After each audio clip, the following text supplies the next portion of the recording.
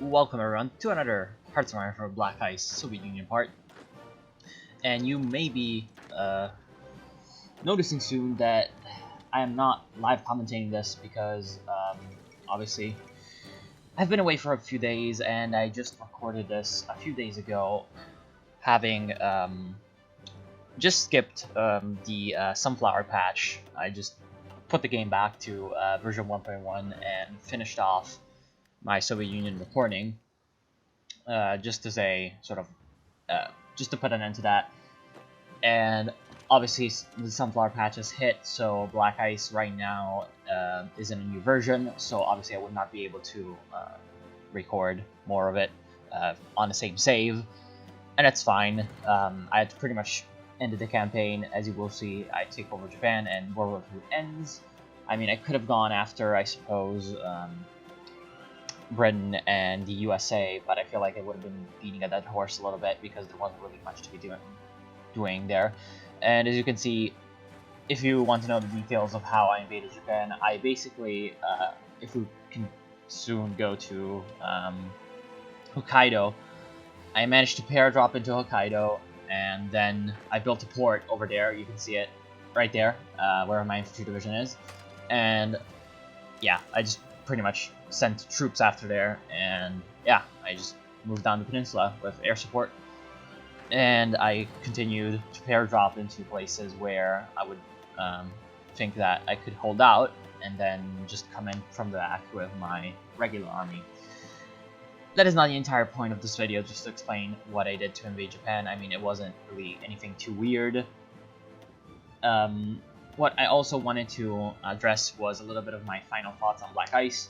I'll be leaving Black Ice for a little bit. My next playthrough, which will not come immediately because I'm right now kind of busy, as you probably know by the absence of videos, will not be on Black Ice, but it will still be hopefully quite interesting. And I will just round up my finishing thoughts on Black Ice as a sort of a follow-up to my first video that I did a few weeks ago on Black Ice when it released, because obviously right now I have a little bit of a better understanding of how everything works. And I have to say, I was pretty correct in my first assignment. Everything that I said really turned out to be either true or partially true, and I'll explain a little bit more in detail. So first off, let's actually start with things I liked about Black Ice. One of the things I liked, you can see already in my whenever I'm actually fighting a battle, and here right now I'm just trying to understand which of these two aircraft are actually better. And it's a little bit weird because the improved version is kind of strange. You can see over here, let's actually check out, you can see that the naval attack is lower on the upgraded version of this aircraft, so it's kind of weird. And this will later actually factor into one of my points that I have to make. So yeah, essentially the things I like about Black Ice, one of the things you already saw is the new combat width system. I'm not sure as to what they actually use to determine combat width, but I feel it's a little bit more dynamic than a normal game, where you just build 20 or 40 combat width, or 10 combat width if you're a really small country divisions, and you just go off of that, and you will always be at a perfect fit for the either 40 or 80 provinces, or 80 combat width provinces. And so I feel like it's a little bit of a better change. Now, obviously, you can see here the production is just always very weird on Black Ice. And here, I'm just trying to see if the upgrade system has been implemented into this aircraft as well, but it isn't.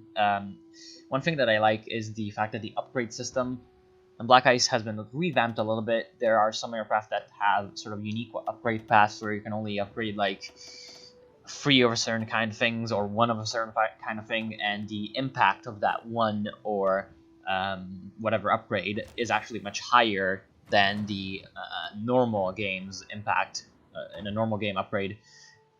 And that's pretty cool because it allows you to do a lot more things, and it also one good thing that the developers actually put into that system is the fact that sometimes upgrades actually have sort of downsides.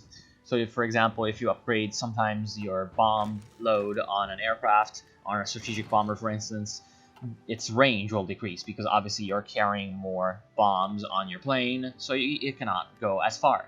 It cannot carry as much fuel, and that's nice. I completely agree with that, and that's pretty interesting. Now, another thing that I kind of like is the naval tech revamp, because the naval tech revamp, if you will ever see that, is kind of interesting because there's a lot of techs that upgrade your ships, such as improve the AA and radar, that I feel like we're missing in the first vanilla game.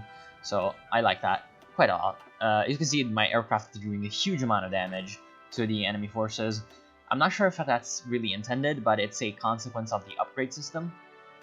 And obviously the consequence of the upgrade system is because you can have some pretty ridiculous numbers on your aircraft. For example, in one of my bombers that I'm actually using it as a close air support aircraft, kind of a sort of tactical bomber-ish plane, you can upgrade your bombs and your actually your medium cannons or something. I don't remember the exact name of the upgrade, and it will increase the soft attack from like 15 to 45 or something crazy like that. That's why I'm able to do those ridiculous numbers of damage, obviously, on the enemy troops.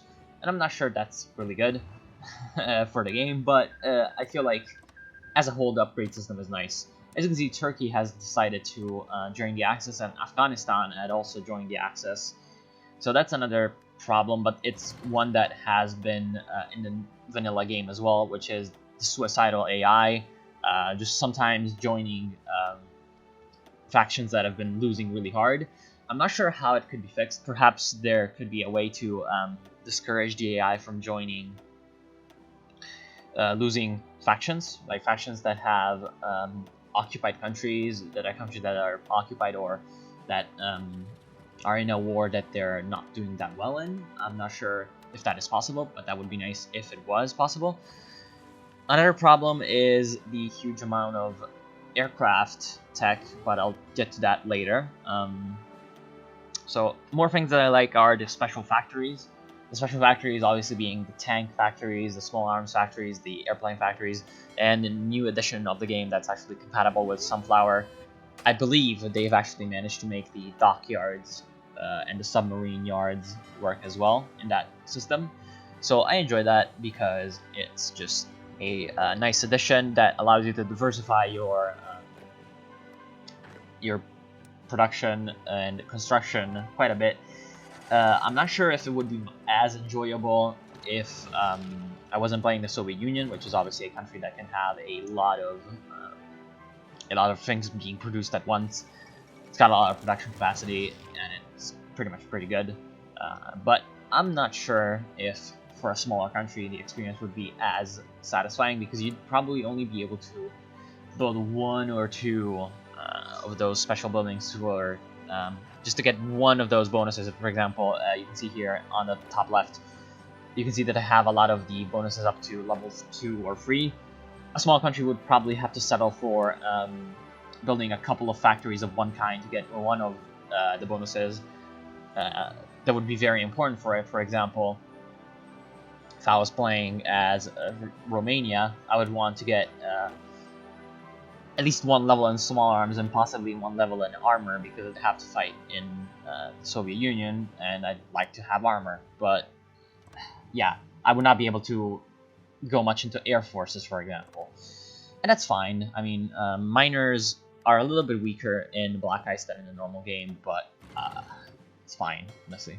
It's really fine. I mean, miners in the starting game are a little bit stronger than in the other Hearts of Iron installments, but while I feel like that's a good idea and it's a good thing in general, it's okay. I don't mind it. I don't mind a change in that regard at all. So another pretty good thing is the infantry anti-tank techs, and I feel like that is going to be the last good thing that I have to say that I wasn't really expecting at the start. I mean, the increased complexity, just to make it clear, the increased complexity is not really that bad for me. as a change. It's really just more of a thing that bothers me, because it's partially due to just it not really being warranted. I mean, there are already mods that change the complexity quite a bit without having this ridiculous amount of complexity. I feel like the scale of it is really the worst part. Also because the AI cannot really handle it. The AI is already pretty bad at this game, and just having this huge amount of different things that can happen really confuses it, in my opinion. And one thing that does help it is the fact that Black Ice does have a few templates for divisions, and templates that are essentially just given to certain countries when you research a certain tech. For example, the Soviets get the 1940 tank core when they researched the 1940 T-34, and that's a pretty good division. I didn't see much of a need to change it when I was actually playing, but and so I'm guessing that the AI normally would actually employ that in combat, which would make the Soviet Union a little bit more challenging to face when you're playing, for example, Germany or Japan, and that's a good thing. Actually, templates that are sort of predetermined are a really good addition to any mod, in my opinion, because obviously the normal AI does not know how to make templates for divisions. The Sunflower patch is supposed to actually improve that. I haven't played with the Sunflower patch at all, so I don't know. And so I won't really reserve my judgment to how the things work after that. But from what I've heard, so again, this isn't my opinion, from what I've heard, it's not really that good. I mean, it's supposed to be better, but it really isn't. And it's a bit of a shame, but I wasn't really expecting much of an improvement from that, because, yeah. And, again, that really just drives the difficulty of the game quite a lot down. And as you can see over here, there is a bit of a bug with the production interface for ships. You're supposed to only, or rather, the AI, the UI actually tells you that you're only supposed to have 5 dockyards on a single ship construction project, but you can pretty easily have up to 30 if you just click more. If you just click down, you can assign up to 15 dockyards to a single ship. I'm not sure if that's intended or not. Again, the UI suggests that it's not intended, but I exploited that because why not? I could, and yeah, I'm not sure if that was intended or not, but they should probably look into that. I mean, obviously the rules really mean that the rules were supposed to be different, but oh well, I did it. Yeah, so let's get to the negatives. A few of those are pretty obvious, and I've already talked about them. For example, the production, the UI. The UI was really not meant to handle this many things, especially in the tech tree.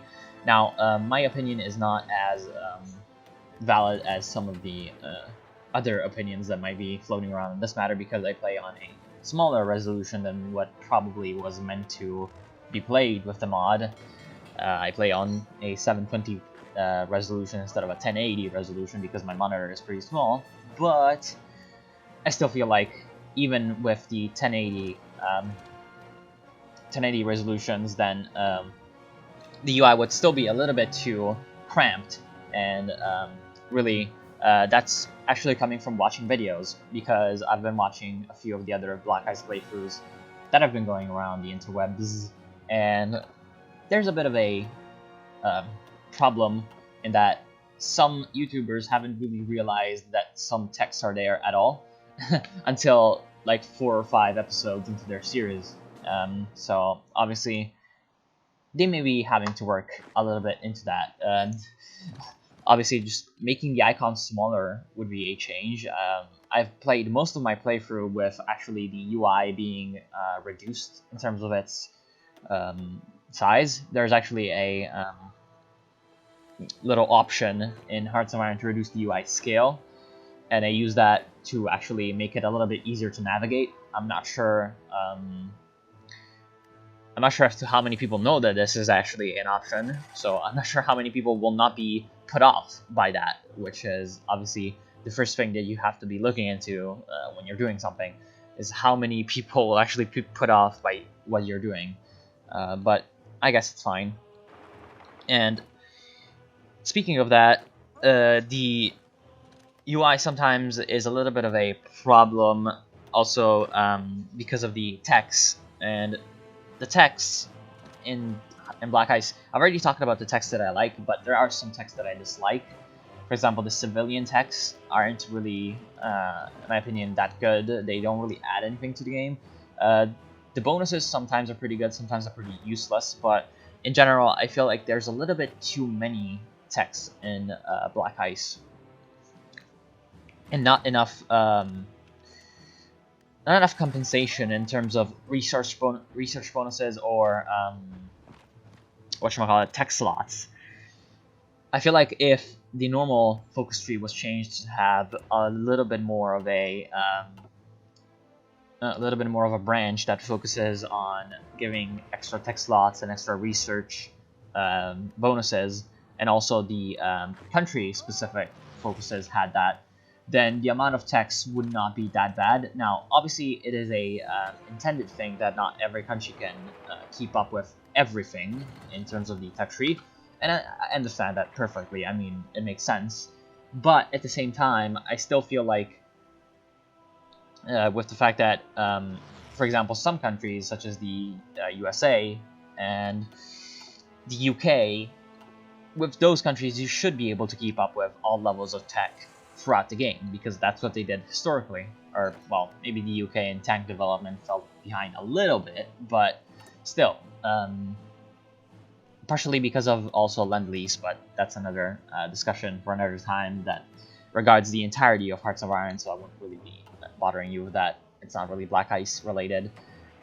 So, just to give an update of what's going on in the game, as you can see, I mean, it's been pretty easy to just advance down Japan, and at this point, there's not really much that the AI can do.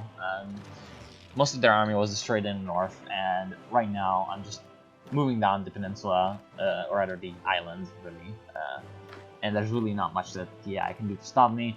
I'm gonna take Tokyo, but that's obviously not the end, because Japan does have pretty good national unity. I believe from some of their focuses, they get a few bonuses on that regard. And I'm just gonna be moving down. I mean, the terrain in Japan is pretty bad. I feel like one thing that they could have done in Black Ice to improve the realism of it, because ostensibly that's the main point of installing Black Ice if you want a more realistic experience from your Hearts of Iron game, would be to improve the way terrain is handled, aka increase the, as you can see, the Soviet-German war is kind of going really well in our favor, and yet there's still countries joining the Axis, which is what I was talking about earlier. Yeah, I was saying essentially, one thing that they could do is increase the penalties that you get from terrain. Instead, what they've actually done is, in some cases, they have decreased them, because there's a lot more support companies, and sometimes there's a lot more unneeded support companies, such as the armored cars, which actually give you some pretty ridiculous bonuses in some ways. For example, I believe armored cars increase your movement in all terrain levels by 20% or something insane like that. Obviously, it hasn't been really play tested that much, but still, I feel like increasing the penalties that you get from certain kinds of terrain, for example, marshes, which historically were a pretty major obstacle to any ground sort of operations. And yeah, just increasing the, for example, movement penalty from marshes would be a really realistic and really acceptable change. I mean, the AI still would not be really able to cope with that, but it would be able to cope with that a little bit better than, for example, the changes in the production system. And speaking more of the production system, I feel like the biggest culprits in that are the different types of equipment, such as the amphibious, airborne, jungle, urban, whatever equipments, and obviously the uniforms. I feel like those are really, really unneeded as equipment types. Obviously, the uniforms were included in the standard game's infantry equipment, so I don't feel like it should have been different. And all the other equipment types, for example, also light infantry and garrison equipment, those were also already included in the standard game's infantry equipment. And the obviously increased sort of cost of marine, airborne, and mountain divisions in terms of actual infantry equipment, because if you go see in the standard game, you actually need more infantry equipment to produce a for example, an airborne battalion rather than an infantry battalion. That's already accounting for the special equipment. I feel like, I feel like that's what the game intended it to be. That already accounts for the increase in, obviously, things needed to field a specialist unit. For example, amphibious vehicles, gliders, that kind of things. Those are already included in the normal game, I feel like. Now, you may make a point that they aren't sort of what's the word that I'm looking for? That the increase in equipment doesn't really make up for a more realistic approach, in that it should be a higher increase. For example, it should not be 20% more expensive. I'm just making up a number right now. I don't really remember which one was actually the difference, but still, essentially, you could say, oh yeah, it should be 40%. And you could make that argument a little bit. But the problem is, it still doesn't really make any sense to have a different kind of equipment. That only really serves to confuse the AI, in my opinion. Like, I haven't really seen the AI use all that much airborne or marines. Obviously, as I'm speaking, I'm correct. I was kind of making myself look like an idiot because I'm fighting marines, but still, Japan and a few other countries do use marines, but still, that's also kind of a thing that was inherited from standard Hearts of Iron, but oh well. So the next point that I was going to make is the garrison and militia units. Now, garrison and militia units, while they are fine as a concept, and I feel like it is one of those changes that are actually good in the game, because I feel like garrison and militias should be in the game. I feel like there's not really any problems to them existing. The AI does not really know how to use them.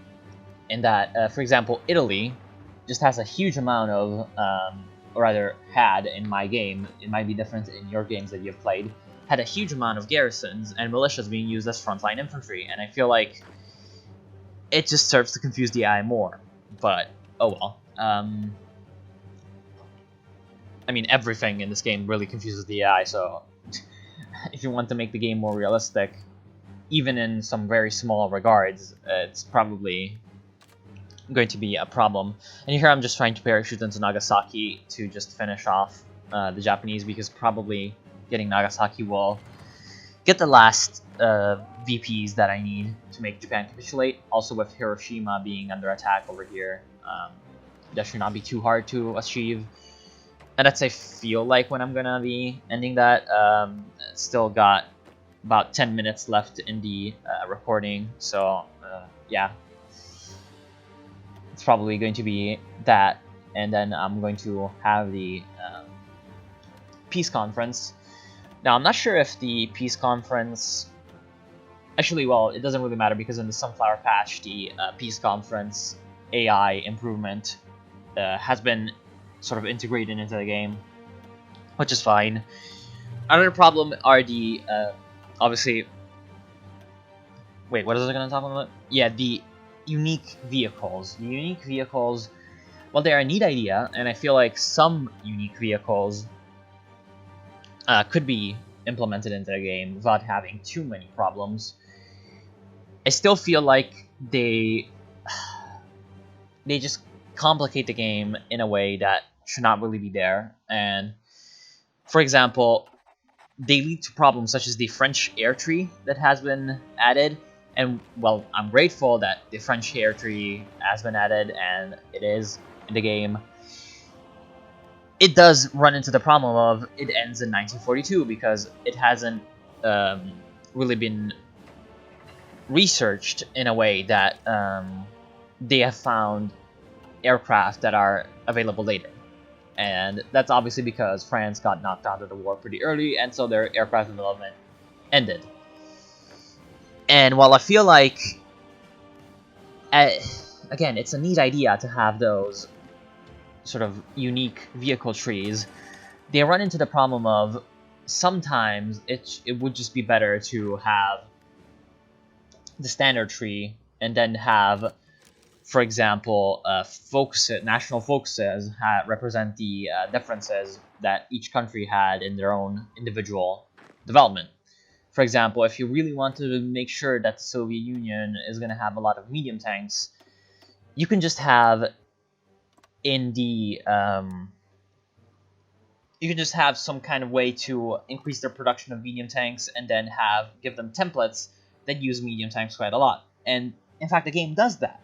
There is a branch of the Soviet focus tree that has been added that gives you quite a lot of, obviously, medium tank using templates. And that's good, because it allows the AI to actually use those things instead of just using light tanks. And so I still don't really see why there should be a unique vehicle tree. Also because right now, it is still an early version of the mod in general, and the vehicle trees are kind of meh. In general, it's just kind of really weird with the statistics that they've added to really recognize what is supposed to be realistic and what is supposed to be placeholder. So, for example, you have things like the 1940 Panzer III being much more powerful than the 1940 T-34, but the, for example, Panther being less powerful than the Panzer III as well. Like, it's just really weird. It's some really, really, really strange stuff that has been going on there. And then, is there another point that I have to make? I don't really feel like... Oh, yeah, right. The special units. I've already praised the special units, and I feel like I'm going to be contradicting myself right now. But I've already contradicted myself a few times in the video if you've actually been paying attention. For example, with the upgrades to the units. I said that the upgrades to the units are a good idea, but I've also said that the unique vehicle trees are not a good idea. Well, I feel like the unique upgrade system has some... it's pretty much like only there because you can have unique vehicles with unique little upgrade requirements. I'm not sure if that's how it works, but I'm guessing that's how it works. But I don't give a shit. I'm just going to contradict myself and leave it at that. The other part that I wanted to say was that while the spawning of units is neat in that, yeah, it sometimes gives the templates that the AI can use, and it sometimes gives actually units on the ground that the AI can use that have good templates. For example, the SS for Germany or the mechanized corps for the Soviet Union. I still feel like that's a problem, as you see me going through the peace conference. Since I had such a huge lead in terms of points over everyone else, I could just take everything I wanted. It wasn't really any problem with that. Again, the main problem is just the fact that, for example, I had SS units still spawning in Germany after Germany had capitulated, because obviously the AI still continues to take national foci because it wasn't a faction, so it wasn't really knocked out entirely. So the AI was still taking foci, and it was still taking foci. So essentially, what then happened was you'd have SS units spawning in the middle of Germany, in the middle of my occupied Germany, as just like whatever. And I'm guessing the same would happen with the Soviet Union with their new, obviously, events that spawn, for example, tank corps and as such. You'd have just random units spawning in, unless you manage to obviously knock out the Soviet Union in one punch, which I guess would be easier to do than with the Soviets versus Germans, because obviously the Germans are going to have allies pretty much all the time. But the Soviets may not join the Allies, they may just be in a separate war and just have the Comintern. and the Comintern naturally has less allies, so maybe with the Soviets it's not as bad of a thing.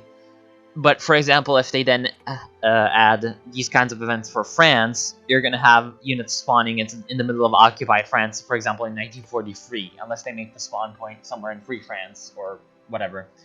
And as you can see over here in the peace conference, I really cannot do anything with Vichy France except take their stuff, which is really weird. I won't have, for some reason, I could have just taken it and given it to France, because I have a puppet France, but I for some reason don't do that. I mean, I wasn't really thinking, I guess. But for some reason, Vichy France is not included in the peace deal, despite the fact that I was at a war with Vichy France. And that is extremely weird, though I feel like that is a sort of leftover from the standard game. In that, when you have Germany create Vichy France, for example, it just makes it a different entity from normal France. So in the peace deal, you can't. I'm just trying to figure out why it would be that way, but oh well. I still cannot do anything with France, that southern part, and so when the peace conference ends, there's still gonna be Vichy France. And yeah, I feel like that's pretty much it in general. Oh yeah, also the support companies are a little bit fucked up. I feel like there's a little bit too many of them, and since there's a little bit too many of them, I feel like it confuses the AI even further, if that is somehow possible. And also sometimes the events do tend to railroad the game a little bit. For example, China gets, I believe from an event, a country sort of national spirit called like the War of Resistance, which decreases their actual what's-it-called? Their division organization and a whole bunch of other stats by like half.